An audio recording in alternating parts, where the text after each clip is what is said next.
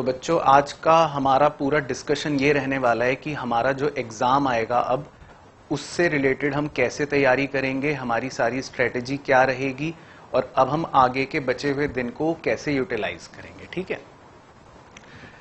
सबसे पहले यहां पर लिखा हुआ है वेटेज। वेटेज का मतलब ये है कि अलग अलग सब्जेक्ट्स के अंदर अलग अलग चैप्टर्स हैं, चैप्टर्स के अंदर टॉपिक्स हैं, तो हर टॉपिक का कुछ ना कुछ वेटेज होता है कि इस टॉपिक से इतने नंबर का क्वेश्चन आएगा, इस टॉपिक से इतने नंबर का क्वेश्चन आएगा, इस टॉपिक से इतने नंबर का क्वेश्चन आएगा, है ना, उसको वेटेज बोलते हैं। दूसरा लिखा हुआ है ट्रेंड। ट्रेंड का मतलब ये होता है कि हम पिछले साल के क्वेश्चन पेपर्स देखते हैं और पिछले साल के क्वेश्चन पेपर्स देखकर या अपने किसी सीनियर से पूछकर या कहीं और से इंफॉर्मेशन कलेक्ट कर हम एक ट्रेंड सा निकाल लेते हैं अपने मन के भीतर कि ये चैप्टर ज्यादा इंपॉर्टेंट है, इसका क्वेश्चन हर बार आ रहा है, ये चैप्टर कम इंपॉर्टेंट है, इसका क्वेश्चन कभी कभी आता है, तो वो ट्रेंड हो जाता है। और बहुत सी जगह हम लिखते हैं वेरी इंपॉर्टेंट, या हम खुद महसूस करते हैं कि ये चीज जो है ये काफी इंपॉर्टेंट है। मैं भी कई बार बोल देता हूं कि ये टॉपिक इंपॉर्टेंट है, ये क्वेश्चन इंपॉर्टेंट है, या ये चीज इंपॉर्टेंट है। ठीक है ना, तो तीन चीजों का बेसिक ध्यान रखना है हमें, और ये खाली फाउंडेशन के लिए नहीं है, ये हमारे पूरे सीए की जर्नी के लिए, पूरा आगे तक जितना जल्दी इन बातों को समझ लोगे, इन तीन बातों को, उतना आप ही का फायदा होगा। तो हमें ये ध्यान रखना है कि ये तीनों बातें हमारे लिए एग्जिस्ट नहीं करती, यानी कि किसी भी तरह की वेटेज, किसी भी तरह का ट्रेंड और किसी भी तरह का वेरी वेरी इंपॉर्टेंट या इंपॉर्टेंट, इन सब चीजों से हमें ऊपर उठना है। तो कहीं से भी कोई भी इंफॉर्मेशन हो कि ये इस चैप्टर की वेटेज ये है, इस चैप्टर की वेटेज वो है, फिर से बता रहा हूं, इंस्टीट्यूट ने, ICAI ने कोई भी ऑफिशियल वेटेज नहीं निकाल रखी है, या तो निकाल रखी है तो मुझे भेज दो वेबसाइट से। तो हम अपने आप किसी भी कोई भी वेटेज के चक्कर में नहीं पड़ेंगे। अगर आप पढ़ोगे तो आपको झटका लग सकता है, तो हो सकता है आप एक झटका खा के फिर आगे की जर्नी में सबक लो। तो इट्स बेटर कि पहले ही हम ये सब चीजों से ऊपर उठ जाएं। तो हमें वेटेज से मतलब नहीं है। मेरे लिए रेशियोज चैप्टर भी उतना ही इंपॉर्टेंट है जितना मेरे लिए कोई और चैप्टर है। मतलब मेरे लिए किताब का अंदर लिखा हुआ पहले अक्षर से लेकर आखिरी अक्षर तक सब कुछ करना है मुझे, सबकी वेटेज मेरे लिए बराबर है। हो सकता है पहले चैप्टर से ही 100 नंबर का आ जाए, हो सकता है आखिरी चैप्टर से ही 100 नंबर का आ जाए, हमें ये मानना है। ठीक है ना, ये चार्टर्ड अकाउंटेंसी का कोर्स है, 12th या 11th नहीं है। ना ही कोई ट्रेंड है हमारे लिए कि पिछले 3 साल से तो सर इस चैप्टर का क्वेश्चन लगातार आ रहा है तो इस साल भी आएगा, तो ऐसा कुछ भी नहीं है। हो सकता है जो क्वेश्चन पिछले 10 अटेम्प्ट से आ रहा हो इस बार ना आए, तो ये ट्रेंड व्रेंड के चक्करों में हम नहीं पड़ेंगे। कहीं से भी इंफॉर्मेशन मिले, इन सब चक्करों में हमें नहीं पड़ना। ये तीनों चीजें हमारे लिए बेकार है। हालांकि आगे चल के मैं खुद बोलूंगा अपने मुंह से कि ये इंपॉर्टेंट है, तो सुन के इग्नोर कर लेना, क्योंकि वो तो आदत होती है ना टीचर को बोलने की। लेकिन ये 3 मूल मंत्रों का हमें ध्यान रखना है कि ये जो है ये हमारी सीए की जर्नी में एग्जिस्ट नहीं करेंगे। ना हमें वेटेज में देखना क्या है, ना हमें ट्रेंड देखना, ना हमें इंपॉर्टेंट देखना। वेटेज का कुछ और नजरिया है, वो मैं आज सिखाऊंगा।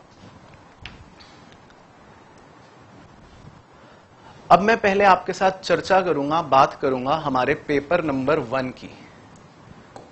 ठीक है जी, यानी कि अकाउंटेंसी के पेपर की। तो पेपर नंबर जो 1 है, जो हमें पता है कि हमारा 100 नंबर का पेपर है, और ये एक सब्जेक्टिव पेपर होगा।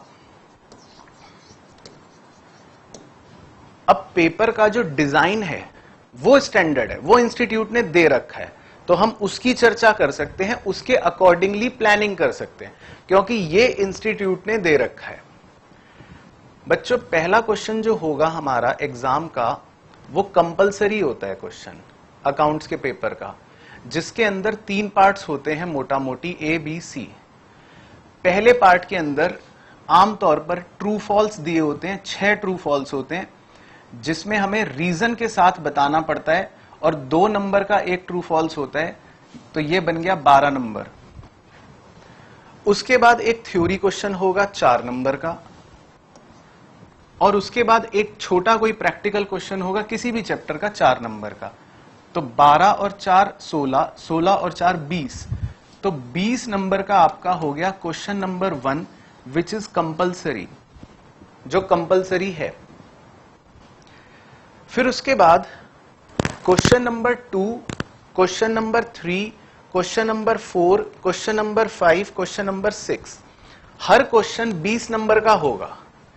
ये भी 20, ये भी 20, मतलब सारे ही क्वेश्चन 20 नंबर के होंगे। और आपको इनमें से कोई भी एनी 4 करने होंगे। इनमें से आपको करने होंगे कोई भी अपने मन पसंदीदा 4। ठीक है जी, तो आपको इनमें से करने कोई भी 4। अब ये है इसमें कहानी कि जो 20-20 नंबर के ये क्वेश्चंस हैं बच्चों, इसमें मैं रफली बता रहा हूं, फिर से मैं बता रहा हूं कि इंस्टीट्यूट की तरफ से कोई भी चैप्टर की वेटेज प्रिस्क्राइब्ड नहीं है, कुछ भी आ सकता है। बट फिर भी क्योंकि हम कर रहे हैं कोर्स और क्योंकि हमारी फितरत में है ये सब चीजें करना, तो इसीलिए कर रहे हैं ताकि थोड़ा रेलिवेंसी पता लग जाए कि कौन सा चैप्टर ज्यादा रेलिवेंट है। तो just for the relevancy purpose हम ये डिस्कशन कर रहे हैं कि क्वेश्चन जो होंगे वो कौन से चैप्टर के ज्यादा नंबर के आएंगे और कौन से चैप्टर के कम नंबर के आएंगे। बच्चों 10 नंबर का क्वेश्चन बीआरएस का हो सकता है, 10 नंबर का क्वेश्चन रेक्टिफिकेशन का हो सकता है, इसी तरह 10 नंबर का क्वेश्चन कंसाइनमेंट का हो सकता है, 5-5 नंबर के छोटे क्वेश्चन प्रैक्टिकल किसी भी चैप्टर के हो सकते हैं। वो हो सकता है सेल ऑन अप्रूवल बेसिस का हो सकता है एवरेज ड्यू डेट का हो सकता है अकाउंट करंट का हो। 10 नंबर का क्वेश्चन पार्टनरशिप का होगा, 10 नंबर का क्वेश्चन एनपीओ का होगा, 5 नंबर का फिर छोटा क्वेश्चन कुछ और हो सकता है, 15 नंबर का फाइनल अकाउंट्स या 10 नंबर का फाइनल अकाउंट्स का क्वेश्चन होगा जिसमें मैन्युफैक्चरिंग अकाउंट, ट्रेडिंग या पीएनएल या बैलेंस शीट हमसे बनवा सकता है। 15 नंबर की वेटेज कंपनी अकाउंट्स जिसमें शेयर्स का क्वेश्चन हो सकता है, कोई छोटा सा डिबेंचर का क्वेश्चन हो सकता है। तो इस तरह से 5, 10, 15, 5, 10, 15, 5, 10, 15 करके हर क्वेश्चन 20-20 नंबर का बन जाएगा। अब इसमें मजेदार चीज देखो कि या तो क्वेश्चन होगा सिर्फ 5 नंबर का या 10 नंबर का, और जो 10 का होगा वो प्रैक्टिकल होगा, और जो 5 का होगा वो प्रैक्टिकल भी हो सकता है, छोटा प्रैक्टिकल, या थ्योरी भी हो सकता है। तो इससे हमारी तैयारी की स्ट्रेटेजी हमें पता लग जाती है कि मोटा मोटा, मैं फिर से बोल रहा हूं स्टैंडर्ड नहीं है लेकिन मोटा मोटा थ्योरी जो है वो एक थ्योरी ये आ जाएगी 4 नंबर की, उसके अलावा कहीं एक थ्योरी और आ जाएगी 5 नंबर की, या और अगर कहीं उसको चिपकाना हुआ तो एक और 5 नंबर का क्वेश्चन कहीं थ्योरी का चिपका देगा। तो रफली 10 से 15 नंबर की थ्योरी होगी। बाकी आपको मोटा मेजॉरिटी जो मिलेगा वो मिलेगा प्रैक्टिकल क्वेश्चनों की भरमार, जिसमें 10 नंबर के जो बड़े क्वेश्चंस हैं वो कुछ इन खास चैप्टरों से पूछता है एग्जाम के अंदर। अच्छा, अब इन चैप्टरों की मैंने यहां पर लिस्ट बना ली कि जिनसे आमतौर पे 10 नंबर का क्वेश्चन पूछा जा रहा है। आमतौर से कंपनी अकाउंट्स मान के चलते हैं, इसका एक क्वेश्चन पक्का आएगा, फाइनल अकाउंट्स पक्का आएगा, पार्टनरशिप पक्का आएगा, एनपीओ पक्का आएगा, कंसाइनमेंट पक्का आ गया, रेक्टिफिकेशन और बीआरएस। तो मोटा मोटा ये वो चैप्टर्स है जिनसे 10 नंबर का नहीं तो 5 का तो बिल्कुल श्योर शॉट है कि आएगा ही आएगा। और बाकी हो गए अदर्स। अदर्स ऐसे चैप्टर हैं, इन्वेंट्री हो गया या डेप्रीसिएशन हो गया या एवरेज ड्यू डेट हो गया या करंट अकाउंट करंट हो गया, उनसे 5 नंबर का छोटा प्रैक्टिकल पूछ सकता है, लेकिन हां 10 का भी पूछ सकता है। ऐसा कोई फिक्स नहीं है कि हम यही करेंगे। लेकिन हां, अब हमारे लिए करना क्या है बच्चों, हर चैप्टर के आपको सबसे पहले तो नोट्स जो लिखवा रखे हैं सारे के सारे वो हमारे लिए एक प्रॉपर अंडरस्टैंडिंग लेने का तरीका है। तो उनको तो हमें बिल्कुल बेस बनाना है कि हमारे जो नोट्स हैं वो एक बेस है, यानी कि अपनी कॉन्सेप्चुअल अंडरस्टैंडिंग के लिए हम हमेशा उन्हें तो एक बार पढ़ते ही रहेंगे। जब भी पढ़ाई होगी नोट्स तो जरूर पढ़ा जाएगा। उसके बाद जो आपके मटेरियल के अंदर कंटेंट दे रखा है उसको आपको बिल्कुल भी रटना नहीं है, ये ध्यान रखना है। उसको बिल्कुल भी आपको रटने की आवश्यकता नहीं है, क्योंकि अकाउंटेंसी में रटने वाली थ्योरी है नहीं, और जो थ्योरी क्वेश्चन आएगा भी वो एक नॉमिनल थ्योरी क्वेश्चन होगा जो आप अपनी अंडरस्टैंडिंग में लिख सकते हो। हां, उसके बाद जो इलस्ट्रेशंस हैं, फिर पीछे एमसीक्यू और प्रैक्टिकल प्रॉब्लम्स हैं, और किसी किसी चैप्टर में थ्योरेटिकल क्वेश्चंस हैं। तो ये तो अब कहने की भी बात नहीं है कि ये जो सारे के सारे हैं ये तो आपको पूरे करने ही हैं, और हमने सारे चर्चा भी कर रखे होते हैं अपने लेक्चर्स के अंदर, सारी चर्चा भी हो रखी है। लेकिन फिर भी आप अपने मन से उसमें से कुछ छोड़ोगे नहीं। कई बार बच्चे सोचते हैं ये बेकार लग रहा है, छोड़ दो। आपको नहीं छोड़ना है, आपको सब कुछ करना है। तो आपको ये ध्यान रखना है कि अकाउंटेंसी के अंदर आप इस तरह से अप्रोच करेंगे, नोट्स जो हैं क्लास के वो आपका कॉन्सेप्चुअल बेस है, बुक की रीडिंग लेनी है, वो भी ऐसे नहीं कि रटने के फॉर्म में, बस रीड करा, पढ़ा, समझा, ठीक है आगे बढ़ो। मेन फोकस रहेगा इन पर, इलस्ट्रेशन, एमसीक्यू, प्रैक्टिकल प्रॉब्लम।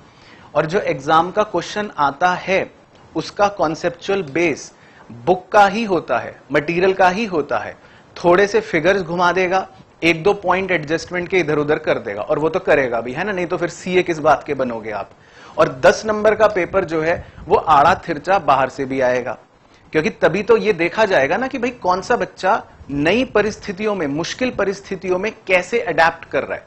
क्योंकि जो आप सीए बनके, जब सीए की स्टडी करके सीए बनोगे भी कंपनी में, तो ये थोड़ी ना कि आपको हमेशा हर दिन वही चीजें मिलेंगी जो आपने पढ़ रखी हैं।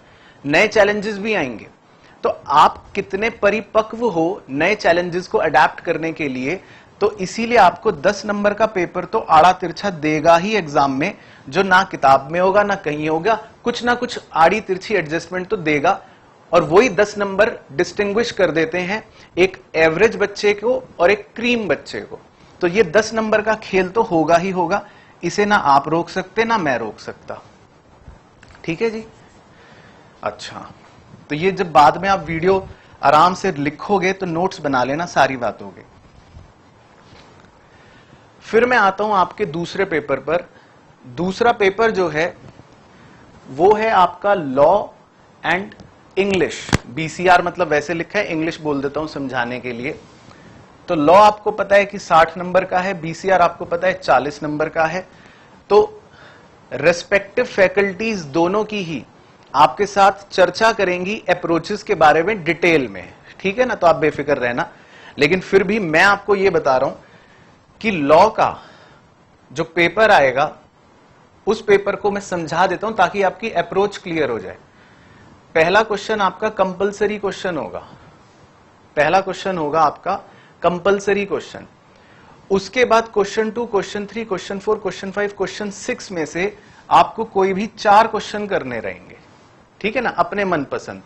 और इसमें हर क्वेश्चन की वेटेज जो होती है बच्चों, हर क्वेश्चन 12 नंबर का होता है। तो 12 नंबर का ये क्वेश्चन और 12 नंबर का बचे 4 क्वेश्चन, टोटल बन गया 60। अच्छा, अब ऐसा नहीं है कि सर 12 नंबर का क्या एक बड़ा ही क्वेश्चन 12 नंबर का आ जाएगा, नहीं। 12 नंबर का जो एक क्वेश्चन होगा उसके 3 पार्ट्स होते हैं जनरली, ए, बी या सी, और कभी कभी 2 ही होते हैं, ए और बी। तो वो डिपेंड करेगा क्वेश्चन पर। लेकिन लॉ के अंदर आपके लिए एक बड़ा चैलेंज ये है कि लॉ में क्वेश्चनों की जो वेटेज है मार्क्स की, वो क्वेश्चन 1 नंबर का भी आ सकता है, 2 का भी होता है, 3 का भी होता है, 4 का भी होता है, 5 का भी होता है, 6 का भी होता है और 7 का भी होता है। तो मतलब लॉ के अंदर नंबर ऑफ क्वेश्चंस जो है उसकी वैरायटी बहुत हो गई। 1 नंबर का भी पूछ लेगा, 2 का भी, 3 का भी, 4 का भी, 5 का भी, 6 का भी, 7 का भी। अकाउंट्स में वो वैरायटी नहीं है। अकाउंट्स में बस 5 या 10, 5 या 10, बड़ा आया तो 10, छोटा आया तो 5। लेकिन लॉ के अंदर छोटा सा भी पूछ सकता है, थोड़ा बड़ा और बड़ा और बड़ा, महाबड़ा। तो इस तरह से लॉ में आपको हर तरह की क्वेश्चन की प्रैक्टिस करनी पड़ेगी, यानी कि लिखने की प्रैक्टिस करेगी। ठीक है जी। अच्छा, अब लॉ के लिए मैं आपको एक टिप दे देता हूं, बस वो टिप पकड़ के चलो कि ये जो पूरा का पूरा आपके लॉ है जिसमें आप 5 एक्ट्स पढ़ रहे हो, लॉ के अंदर सिर्फ एक ही रामबाण है, वो है readings. Law is all about readings. Bar bar read करते रहो, करते रहो, करते रहो, करते रहो। चौथी 5वीं रीडिंग में ऐसा फील होगा आपको कि यार जो मैंने सबसे पहले समझा था और सब पढ़ रहा था वो तो मेरा सोच ही गलत थी, और अब मुझे क्लैरिटी से समझ आया कि ये है बात। तो लॉ के अंदर आपको रीडिंग्स लेनी है मैक्सिमम मैक्सिमम मैक्सिमम, जितनी हो सके उतनी, जितनी हो सके उतनी, जो आगे भी स्टडी प्लान पे आऊंगा तब डिस्कस करेंगे। तो this is the approach for law. फिर इसी के बाद आपका पेपर शुरू हो जाएगा इंग्लिश का। क्वेश्चन 7 वो कंपलसरी होगा। क्वेश्चन 8, क्वेश्चन 9, क्वेश्चन 10, क्वेश्चन 11 में से कोई भी 3 करने हैं, एनी 3। अच्छा, तो इस पेपर में आपके लिए ये बहुत अच्छी बात है कि बहुत जबरदस्त फ्लेक्सिबिलिटी है। मतलब इसमें भी एक अच्छी चॉइस है, 4 करो 5 में से, यहां पर भी 4 में से 3 करो, तो आपको बड़ी अच्छी एक चॉइस मिल जाएगी, ठीक है ना। और इंग्लिश का एक क्वेश्चन होता है 10 नंबर का, तो 10 10 10 10 टोटल बन गया 40। अब 10 नंबर का जो क्वेश्चन होगा उसके पार्ट्स होते हैं बच्चों, या तो ए बी और सी या ए और बी, और वो पार्ट्स फिर से इंग्लिश में भी 1 नंबर का क्वेश्चन भी हो सकता है, 2 का भी, 3 का भी, 4 का भी और 5 का भी। तो इंग्लिश के क्वेश्चन में भी आपको वैरायटी मिलेगी जो इंग्लिश की मैडम आपको सिखाएंगी। और English is all about 20% theoretical, जो थोड़ा सा बस आपको लिखना है, मतलब याद करना है, और 80% सिर्फ इंग्लिश के लिए मूल मंत्र लिख रहा हूं रामबाण, इंग्लिश के लिए सिर्फ आपको करनी है मेन राइटिंग प्रैक्टिस। क्योंकि इंग्लिश में ज्यादातर पोर्शन या ज्यादातर जो नंबर स्कोर कर पाओगे आप, वो अपने राइटिंग एबिलिटी से कर पाओगे, ठीक है ना। लेटर लिखने होंगे, नोट मेकिंग लिखनी होगी, और भी फलाना फलाना बहुत सारी चीजें करनी होती हैं, तो उसके लिए टिप हो गई राइटिंग प्रैक्टिस। तो लॉ के लिए रीडिंग और इंग्लिश के लिए राइटिंग। तो मैडम ने आज ही एक वीडियो भी बना के मुझे भेज दी है, जिसमें उन्होंने इंग्लिश का पूरा फ्रेमवर्क, अप्रोच कैसे रखनी है और मार्किंग स्कीम सब डिस्कस करी है। उसके बाद 2 सब्जेक्टिव पेपर्स के बाद आते हैं आपके पेपर 3 क्यूए और पेपर 4 इकोनॉमिक्स 60 नंबर और बीसी के 40 नंबर। तो इनको मैंने एक साथ क्लब इसलिए कर दिया क्योंकि उन दोनों में हमारी अप्रोचेस अलग हैं। वो दोनों पेपर बिल्कुल अलग हैं, वो सब्जेक्टिव पेपर हैं, उसमें प्रैक्टिस करनी है, किसी में रीडिंग ज्यादा लेनी है, किसी में राइटिंग ज्यादा करनी है। अब ये दोनों जो सब्जेक्टिव पेपर के बाद ऑब्जेक्टिव या एमसीक्यू बेस्ड पेपर्स हैं, इनमें हमें पता है कि एक क्वेश्चन की वेटेज एक ही नंबर की है, तो ऑटोमेटिकली हमारी अप्रोच अलग रहेगी। हमें इसमें बड़े बड़े थियरम्स या बड़े बड़े डेरिवेशन नहीं करने 6 नंबर के, क्योंकि हर क्वेश्चन आएगा एक ही नंबर का। इसमें हमें इकोनॉमिक्स में डायग्राम नहीं बनाने, इसमें हमें शेड्यूल नहीं बनाना, हमें लंबे आंसर नहीं याद रखने। क्यों नहीं याद रखने? क्योंकि क्वेश्चन आएगा एक नंबर का। लेकिन यहां पे बच्चों के लिए एक सबसे बड़ा श्राप यह है कि कई बच्चे जय माता दी करके तुक्का मारने में विश्वास रखते हैं कि चलो जो क्वेश्चन आ नहीं रहा तो उसमें अपना कुछ ना कुछ भेड़ दो, आगे वाले से पूछ लो या कहीं पड़ोसी से पूछ लो। तो बच्चों ये ध्यान रखना, मैंने बच्चों को फेल होते हुए देखा है, मैं फैक्ट बता रहा हूं अपने एक्सपीरियंस से, कि सर हम सारे क्वेश्चन करके आए थे। तो बहुत अच्छी बात है, बच्चा कहता है सर हमने सारे क्वेश्चन कर दिए। उसकी ये बात सुन के मुझे डर लगता है, मैं घबरा जाता हूं कि मुझे पता है इसने सारे क्वेश्चन करे, अब पक्की बात है इसमें कुछ तुक्के भी मारे होंगे और गलत भी होंगे, और उसी बच्चे के नंबर भी कम आते हैं जो कहता है मैंने सारे क्वेश्चन करे। गलत आंसर देने पर आपका 1/4 नंबर कटेगा, यह ध्यान रखना है। तो इन दोनों पेपर में तुक्केबाजी तो बिल्कुल नहीं करनी। 10 क्वेश्चन छोड़ाओ मुझे टेंशन नहीं है, लेकिन अगर यह कहा कि सारे करके आए हो तो मुझे ज्यादा डर लगेगा कि कहीं तुक्के तो नहीं मारे। तो इसमें आपके गलत होने पर नंबर कटेगा, जो सबसे बड़ा श्राप है आपके लिए। इसी से सावधानी रखनी है। अच्छा, ये दोनों पेपर जो होंगे ये पूरा का पूरा हमारे स्पीड गेम पर डिपेंड करते हैं। It is all about speed game.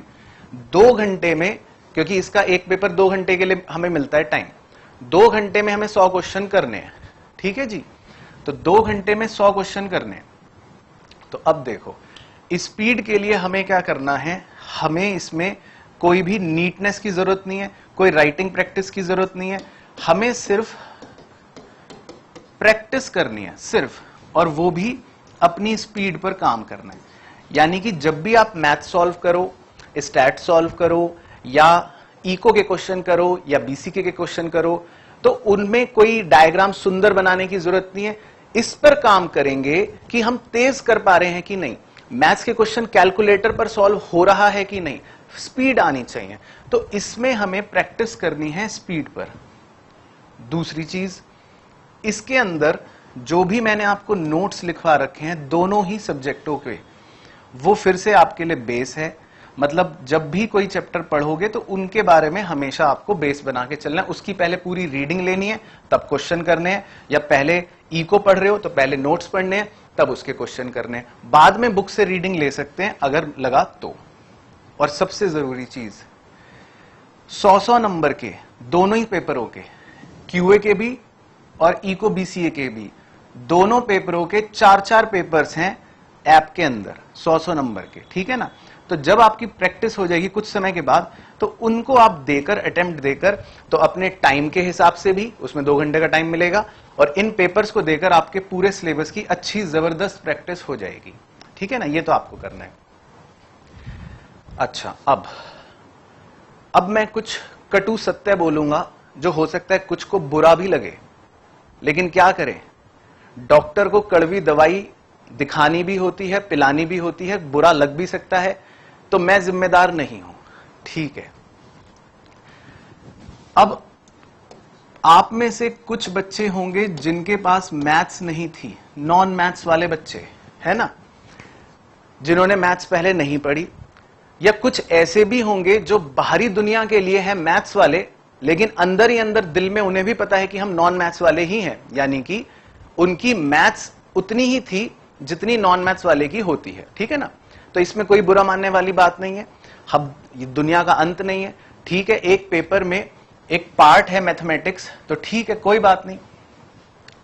तो उनके लिए मैं फैक्ट बोल रहा हूं, अब इसको आप बुरा मत माना, एक रियलिटी चेक है, ठीक है ना, सिर्फ एक रियलिटी चेक है। और मैं फिर से अपने को कॉन्ट्रडिक्ट कर दूं कि इसका मतलब ये नहीं है कि आप नहीं कर सकते, आप भी कर सकते हो, बिल्कुल कर सकते हो। बट फिर भी मैं बोल रहा हूं, ये जो चैप्टर्स देख रहे हो आप, यहां जो लिखे हैं, differentiation, matrices, permutation, combination, probability और इंटीग्रेशन, ठीक है ना, ये आप बेसिकली मतलब करोगे नहीं, इन्हें आप छोड़ दोगे।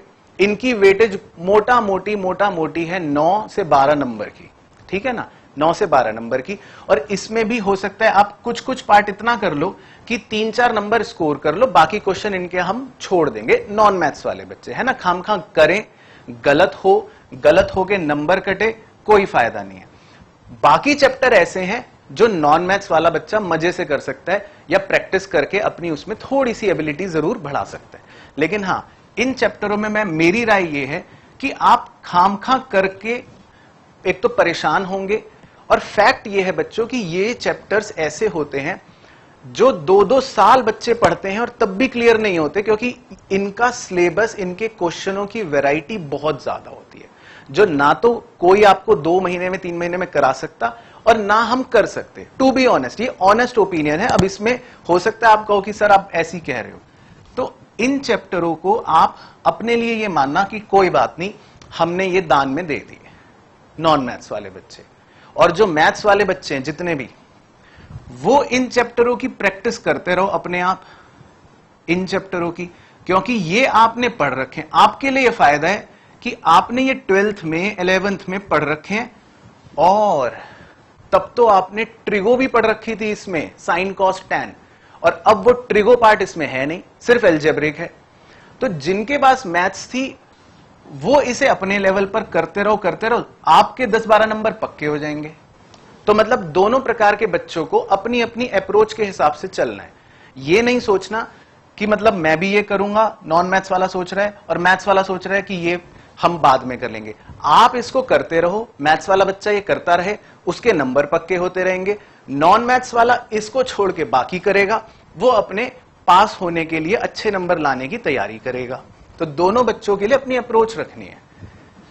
हां, अब इसके बाद सबसे इंपॉर्टेंट चर्चा लास्ट। देखो बच्चों, अब जो है सारी चर्चा करने के बाद मेन काम ये है कि अब हमारा प्लान क्या होगा। तो बिल्कुल ये बाद में वीडियो खत्म होने के बाद आराम से नोट कर लेना रजिस्टर के अंदर। एक दिन में मैं ये मान रहा हूं कि अब आपको 6 से 8 घंटे मिनिमम पढ़ना है, और हो सकता है किसी दिन आप ज्यादा पढ़ लो और किसी दिन थोड़ा वेस्ट भी हो जाता है ना, वो तो चलता रहेगा, वो तो एक नेचुरल सी बात है। लेकिन हफ्ते में 50 घंटे हमें पढ़ना है, ये निश्चित करना है।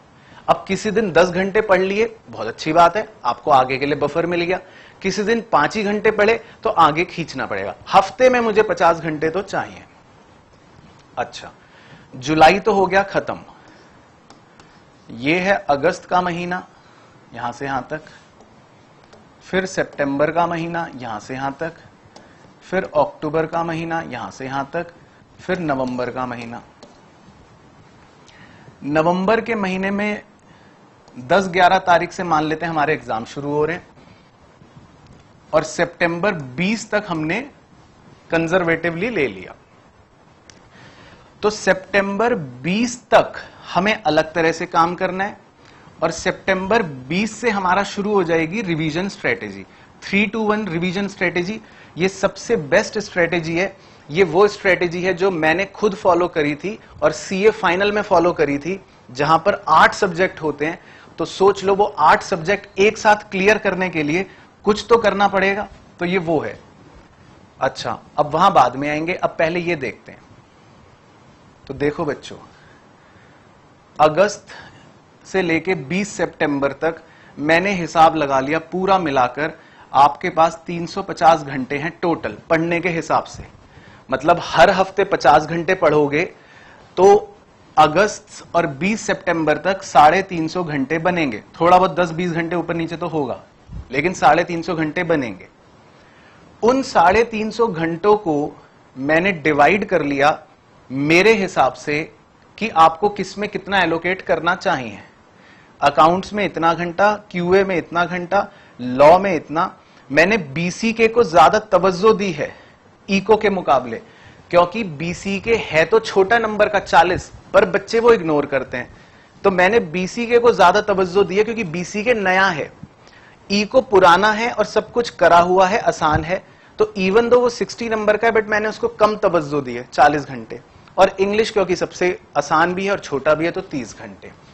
तो ये हो गए अगले हमारे 50 दिनों के घंटों का डिवीजन कि कौन से सब्जेक्ट को कितना घंटे देने हैं। अब आपके 2 काम है, वो आपका होमवर्क है। क्या?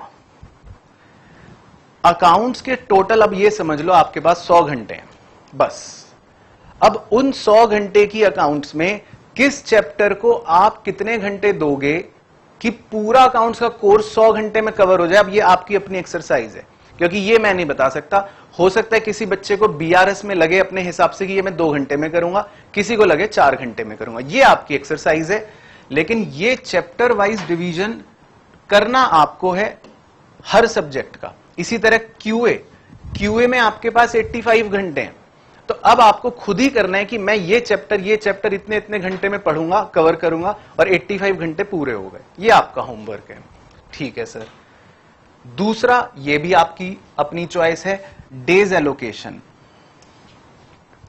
भाई कुछ बच्चे होते हैं, कुछ बच्चे सोचते हैं मैं एक ही दिन में अकाउंट्स भी कर लूं, लॉ भी कर लूं, क्यूए भी कर लूं। कुछ बच्चे सोचते हैं मैं तो सुबह बैठूंगा और रात तक अकाउंट्स करूंगा। तो ये आपकी चॉइस है, आप किस प्रकार के व्यक्ति हो। हालांकि मेरी इसमें पर्सनल चॉइस ये है कि एक सब्जेक्ट कर रहे हैं 1 हफ्ते तक लगातार तो थोड़ा बोरिंग हो जाता है, आउटपुट उसमें कम निकलता है। तो मेरी सलाह ये है, अकाउंट्स क्यूए एक दिन कर लिया, थोड़ा प्रैक्टिकल से हो गए, या अकाउंट्स लॉ कर लिया एक दिन, प्रैक्टिकल थ्योरी, अगले दिन क्यूए बीसीके कर लिया। तो इस तरह से आप कुछ रोटेशन अपने हिसाब से करोगे कि जिस प्रकार के आप व्यक्ति हो, जो आपको अच्छा लगता है, वो डेज का एलोकेशन आप अपने आप कर लेना कि मंडे को मैं ये पढ़ूंगा, ट्यूसडे को ये, वेंसडे को ये। क्योंकि अब डेज जो है वो इमेटीरियल हो गया। हमें हफ्ते में 50 घंटे पढ़ने हैं और मेरे को पता है किस चैप्टर में कितने घंटे देने हैं, बस। तो डेज तो आप अपने आप बना लो कि मंडे में ये करूंगा, ट्यूसडे में ये, वेंसडे में ये अब आपका काम है। अच्छा, करते करते करते इसमें हमारी क्लासेस का टाइम भी इंक्लूडेड है। मान लो क्लास का लेक्चर आप देख रहे हो, वो भी इंक्लूडेड है, वो भी तो पढ़ाई हो रही है। 20 सितंबर को अब होगी समाप्ति अब 20 सितंबर के बाद जो ये 3-2-1 स्ट्रेटेजी है, इसका मतलब है कि हमें 3 रिवीजन की सीरीज बनानी है। हम सारे सब्जेक्टों को 3 बार रिवाइज करेंगे पूरा। पहले रिवीजन में 3 हफ्ते देंगे, दूसरे रिवीजन में 2 हफ्ते देंगे और तीसरे रिवीजन में 1 हफ्ता देंगे, ताकि रिवीजन करने की हमारी स्पीड जो है वो डिक्रीज होती रहे, ताकि एग्जाम में जब एक छुट्टी मिलेगी तो हम एक दिन में पूरा सिलेबस, पूरा सब्जेक्ट करने के काबिल हो चुके होंगे। तो पहले हम 3 हफ्ते तक सभी सब्जेक्ट रिवाइज करेंगे। अच्छा, अब रिवीजन में हमेशा ध्यान रखना होता है उसी ऑर्डर में करो जिस ऑर्डर में एग्जाम होगा। यह सबसे जरूरी चीज है, क्योंकि माइंड एक फ्लो में ढल जाता है। अकाउंट्स, अच्छा फिर लॉ, अच्छा फिर क्यूए, फिर इको, क्योंकि आपको इसी ऑर्डर में पेपर देना है।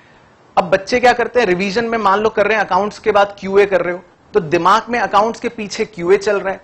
पेपर देने गए तो अकाउंट्स के बाद लॉ का आया, तो क्यों पंगे लेने दिमाग के साथ। दिमाग को उसी तरह ढालो ना जिसके लिए वो बना है। तो यहां पर अलग है और यहां पर अलग है, देख रहे हो, यहां अलग है, लेकिन रिवीजन करना है पेपर के हिसाब से। अब देखो, पहले हमारे पास 3 हफ्ते का समय है। अकाउंट्स 5 दिन करोगे, लॉ 3 दिन करोगे, इंग्लिश 3 दिन करोगे, क्यूए 4 दिन करोगे, 1-2 दिन ऊपर नीचे किसी से ले सकते हो अपने हिसाब से। बीसी के 3 दिन करोगे, ई को 3 दिन करोगे। कितने दिन हो गए टोटल? 15, 18, 21, 3 हफ्ते हो गए। 3 हफ्ते में 1 रिवीजन खत्म, सेकेंड राउंड। इस बार अकाउंट्स को 3 दिन दोगे, लॉ को 2, इंग्लिश को 2, क्यूए को 3, बीसी के 2, ई को 2। कितने दिन हो गए? 5, 7, 10, 4, 14, 2 हफ्ते हो गए। Third round of revision, accounts को 2 दिन में, लॉ 1, बीसीआर 1, क्यूए 2, बीसी के 1, ई को 1। कितने दिन हो गए? 7। तो आपका माइंड अब इतना शार्प ढल जाएगा कि कैसे एक दिन में पूरा सिलेबस करना आपको आता होगा। फिर जब आप एग्जाम दोगे तो बस आप पूरे तैयार रहोगे। तो ये है कंप्लीट स्टडी प्लान।